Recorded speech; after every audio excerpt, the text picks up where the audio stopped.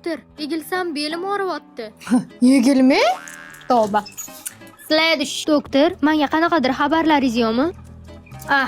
Ikkita xabarim bor sizga. Bittasi, 1 oy umringiz qolibdi. Necha? Bir marta manikyurga ulgurasiz. Ikkinchisini ertaga aytaman, esimdan chiqib qoldi. Sledish. Qand miqdoringiz baland chiqibdi. Vo, tanangiz konfet ishlab chiqaryapti ekan.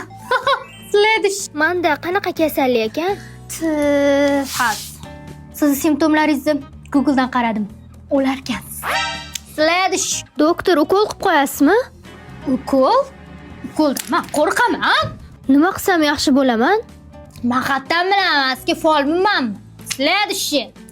Oshqozonim buzilganligi uchun yuzimga toshmalar toshyapti. Zo'r kosmetolog bor. Gaplashib bering.